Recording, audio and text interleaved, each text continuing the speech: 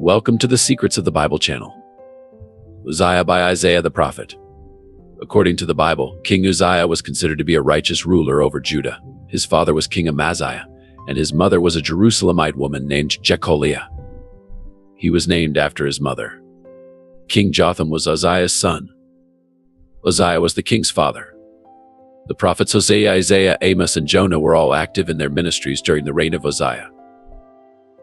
During his reign, the kingdom of Israel's northern kingdom was ruled by King Jeroboam II, King Zechariah, King Shalom, King Menahem, King Pekahiah, King Hoshea.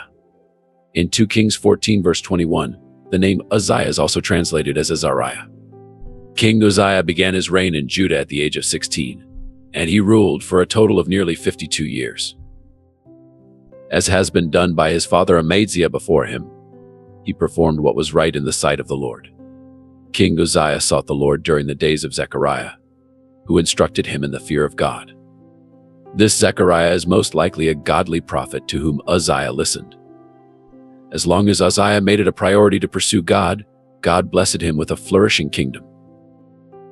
Unfortunately, in Uzziah's later years, after Zechariah passed away, he committed a few errors of judgment. King Uzziah in the Bible is shown as a wonderfully intelligent and innovative king under whom the state of Judah prospered. 2 Chronicles 26 verses 6 to 15. Amplified Bible.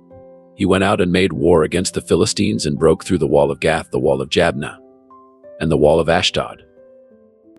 And he built cities near Ashdod and elsewhere among the Philistines. God helped him against the Philistines and against the Arabs who lived in Jerbel and the Munites. The Ammonites paid tribute money to Uzziah, and his fame spread abroad, even as far as the border of Egypt, for he became very strong. Uzziah also built towers in Jerusalem at the corner gate, the valley gate, and at the corner buttress of the wall, and fortified them. He also built towers in the wilderness and dug many cisterns, for he had a great deal of livestock, both in the lowlands and in the plain. He also had farmers and vine dressers in the hill country and in the fertile fields, for he loved the soil. Moreover, Uzziah had an army ready for battle, which went into combat by divisions according to the number of their muster. As recorded by Jael the scribe and Messiah the official, under the direction of Hananiah, one of the king's commanders, the total number of the heads of the fathers' households of valiant men was 600. Under their command was an army of 307,500, who could wage war with great power to help the king against the enemy. Moreover, Uzziah prepared shields, spears, helmets, body armor, bows, and sling stones for the entire army. In Jerusalem he made machines of war, invented by skillful men to be put on the towers and on the corner battlements for the purpose of shooting arrows and large stones. And his fame spread far, for he was marvelously helped until he was strong. God used him to defeat the Philistines and Arabs, and he built fortified towers and strengthened Judah's armies. He also commissioned skilled men to create devices that could shoot arrows and large stones at enemies from the city walls. He also improved the land, and according to the Bible, he loved the soil. The Ammonites paid tribute to King Uzziah, and his fame spread throughout the ancient world, all the way to Egypt's border. Unfortunately, King Uzziah's fame and strength led him to become proud, and this led to his downfall. 2 Chronicles 26 verse 16.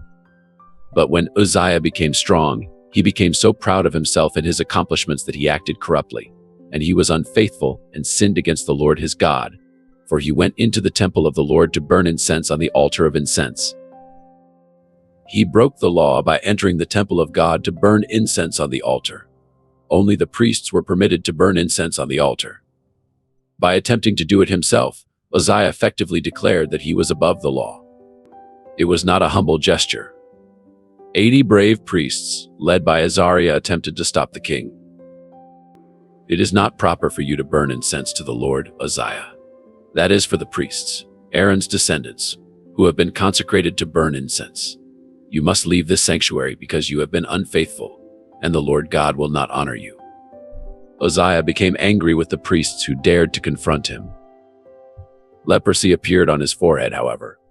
When he was screaming at the priests in their presence before the incense altar in the Lord's temple, Uzziah, terrified after being struck by God, fled the temple in the middle of the night.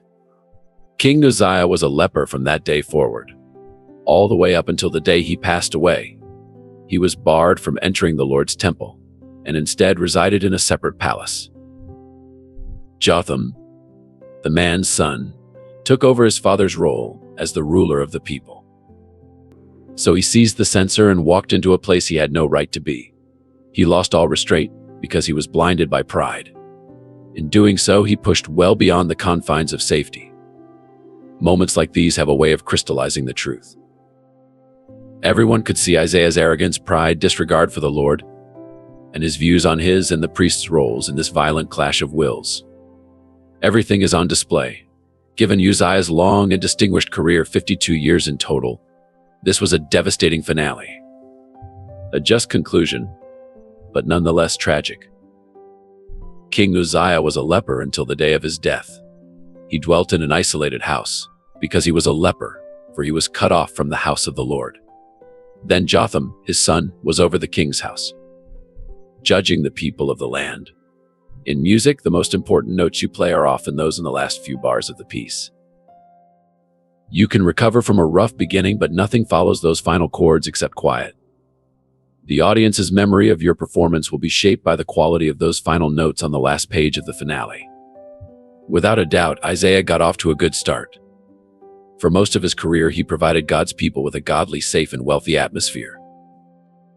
However, the closing notes of his performance ruined the entire show. Take note of what his audience remembered.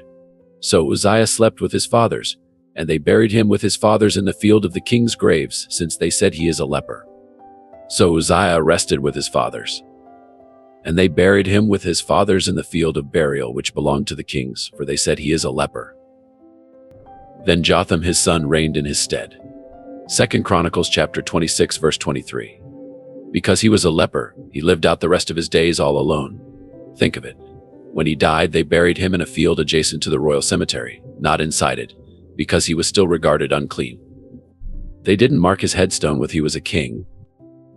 They didn't even say he was a king who became a leper. By the end, his greatness was forgotten.